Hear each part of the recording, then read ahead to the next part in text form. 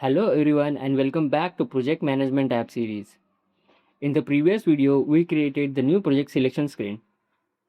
When we click the start blank card, it will create a blank project. When we click browse template, it will open project template screen. Now in this video, we'll build the template selection screen and prepare the new project screen for creating projects from the selected template. So let's get started. First, let's add the navigations. When we click the button, we want to open a select project type screen. So on the onSelect property, we will add navigate function. Now this button open the select project type screen. Next, let's add a back button, insert an icon, move it to the left and add home icon. Change the icon color to black. For the onSelect property, we will navigate back to project screen. Now when we click it, it goes to the project screen, and when we click add project, it opens this screen again. Now let's create the navigation for start blank button. First, duplicate the screen and rename it to new project.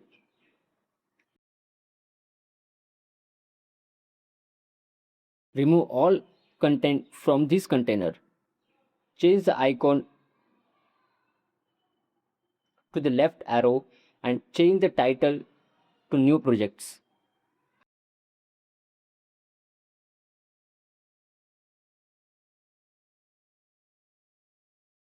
Now insert the edit form and connect it to our project table. Add the required fields,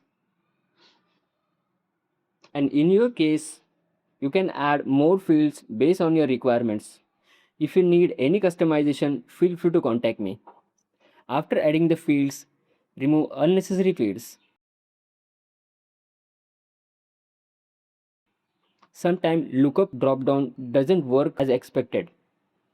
To fix this, simply unlock the data card and enter the same formula again.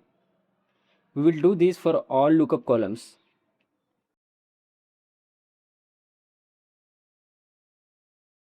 Now everything is working correctly. Next, let's change the display field. Right now it's showing template ID, but we want to display the template name. Open the Dataverse table, select the required column, copy its logical name and use it in the display field property.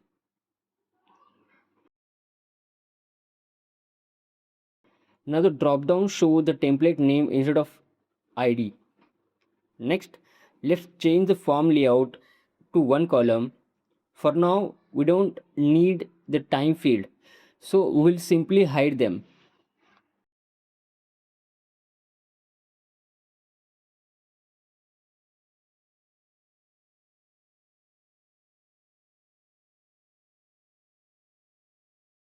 Also make the date picker width match the other controls.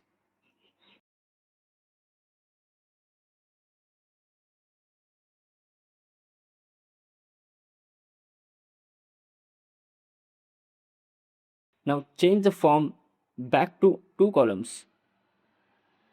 Move the template field to the top.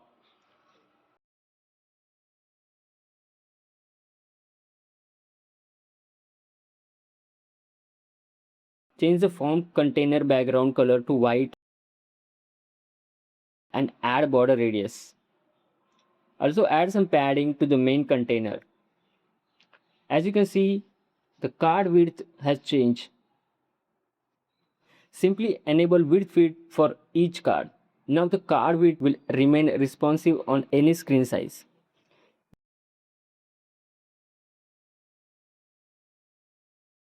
Next, let's add the back button formula. Now go back to the project selection screen and add a navigation to the new project screen.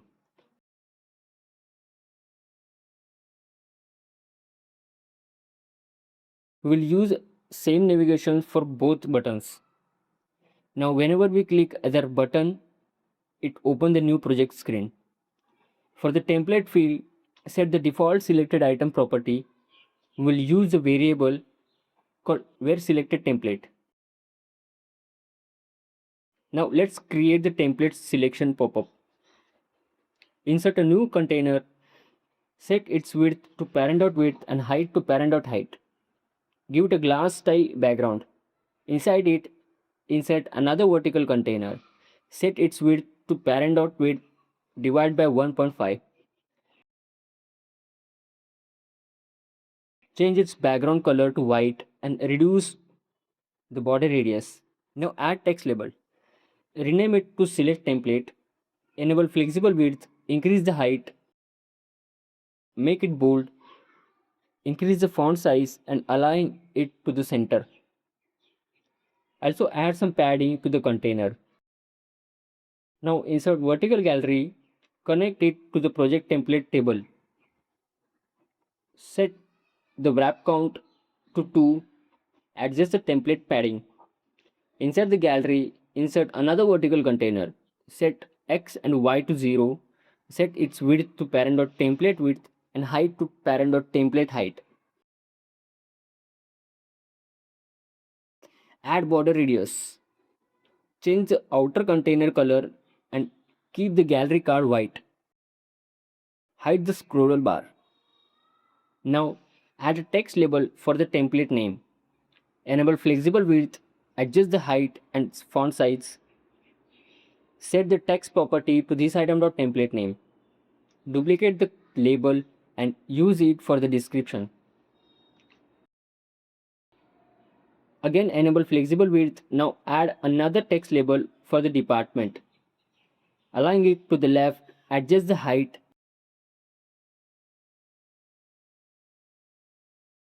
and change the font size.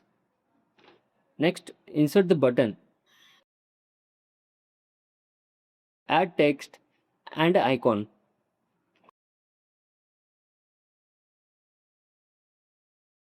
Set the width to self.height into 4. Adjust the height and font size.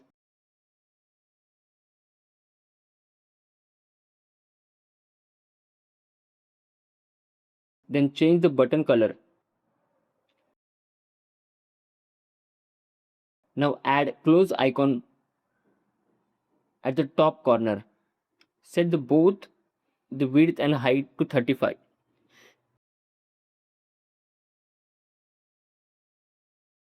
Give the button border radius. Also add some padding to the card.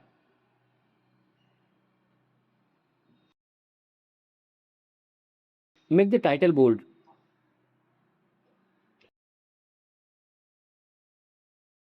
Change the department label. For the department label, we will use switch formula based on this item.department to apply different background colors. We will use a similar formula for the text color as well. Center align the text and add a border radius.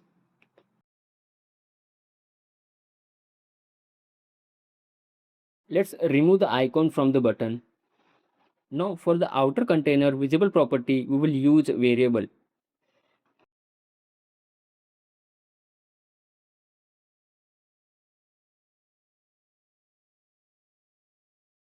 When create a blank project, this variable will be false. When create a project using template, it will be true. For the close icon, we will simply set the variable back to false. For the select button, we will set the pop-up variable to false and assign where selected template to this item.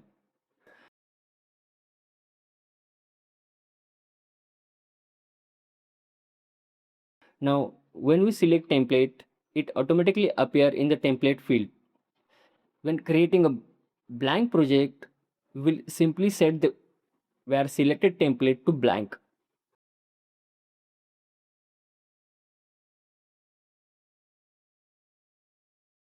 Now let's disable the template card.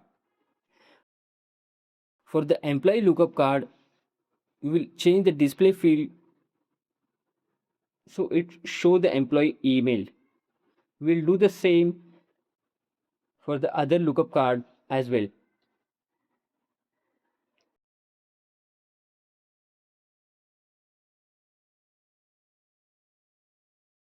Rename the form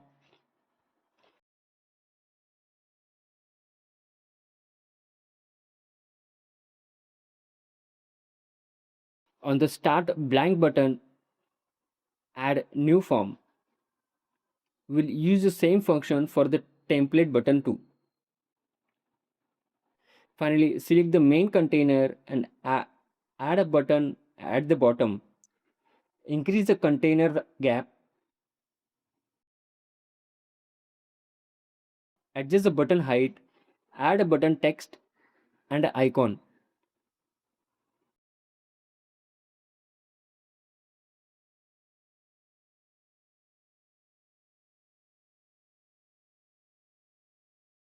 Change the font size and button color.